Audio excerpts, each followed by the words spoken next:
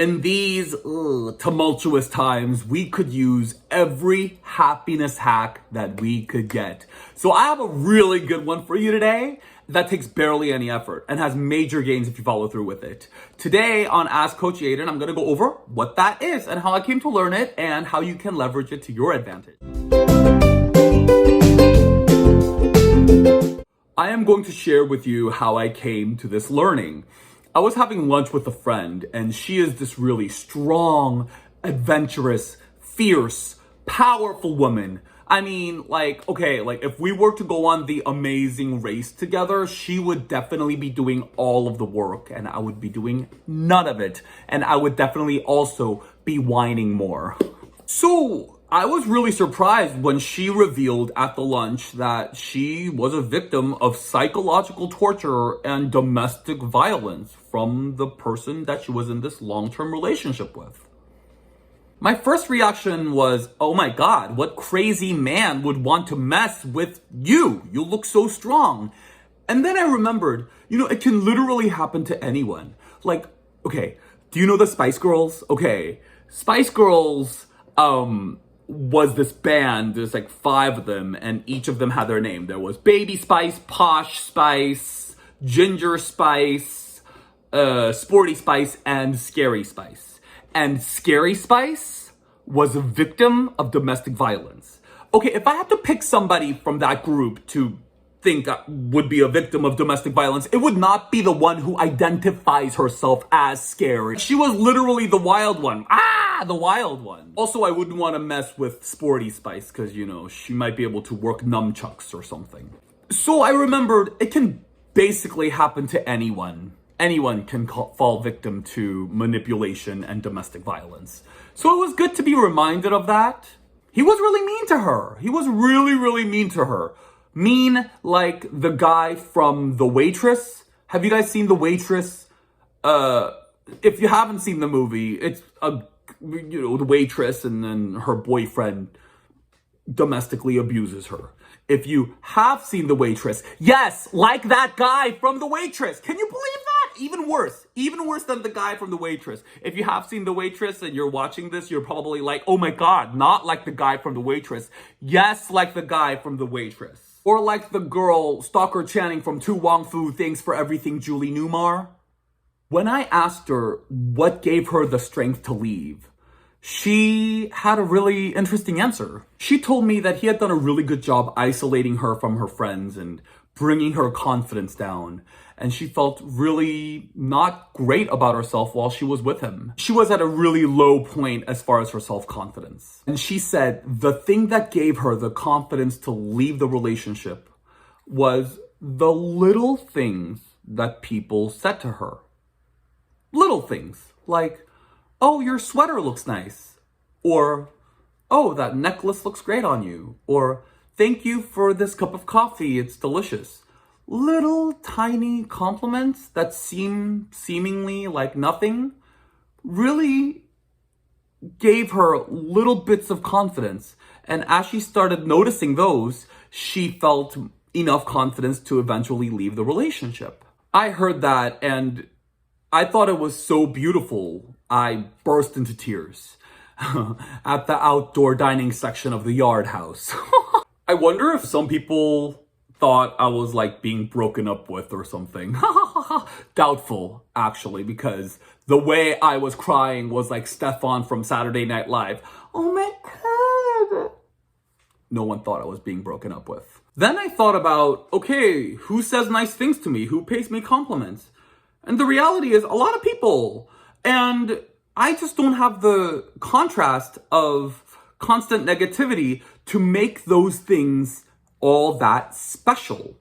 And then I realized, oh, it's not about the existence of those things in your life. It's about how special you hold those positive things in your life that makes the difference. It's like I have people calling in to check in on me. They say nice things to me. I have friends calling me, and that's all nice, and it feels every day like normal. But what if I didn't? And then I had one. That would be something really, really special. And so how do we honor all of these things that we have, that we take for granted, as something special?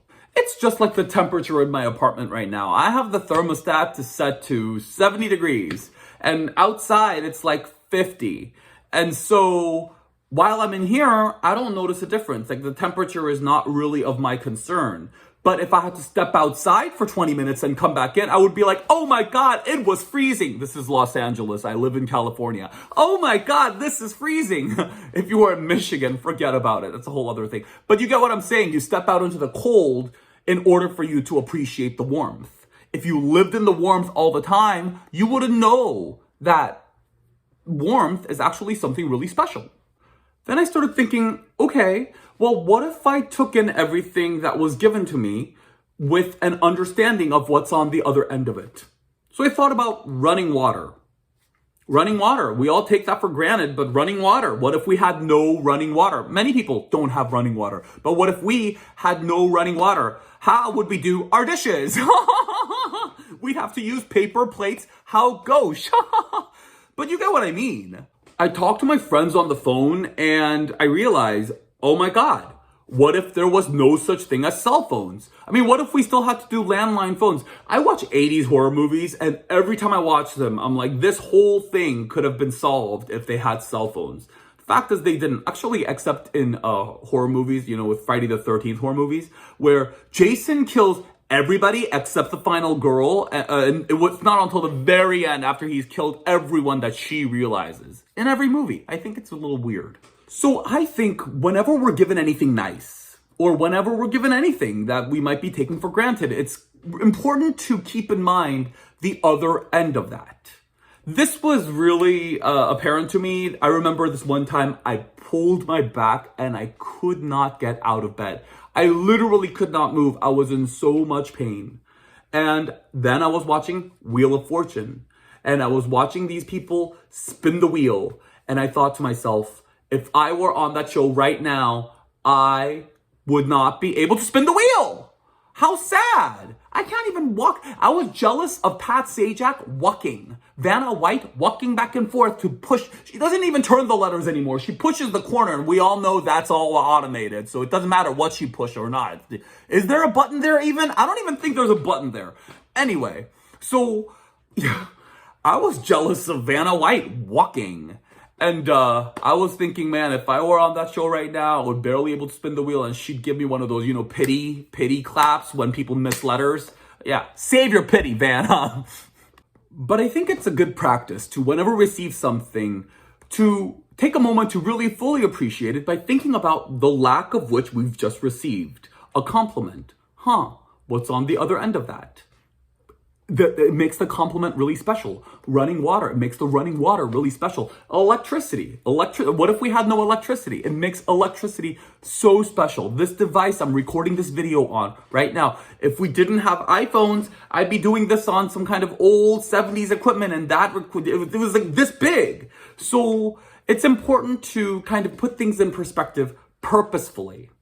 What really moved me about my friend's story was the fact that she was not given very much, but it was to the level that she was able to appreciate what she was given that gave her the strength to leave, not necessarily what was given to her. And I find that really moving, that she was able to take these little nuggets and appreciate them so much to give herself the strength to leave the relationship. It is very, very moving. And I think if we all started looking at the things we receive in the same way, we would get a whole lot more from our lives every single day. So if you want a little more science to go with this is all backed up by my post on reticular activating system and emotional momentum, okay? And if you haven't yet, pick up a copy of my book, The Art of Being Yay. And I hope you have a wonderful, wonderful week and an exciting rest of the month. Okay, bye guys.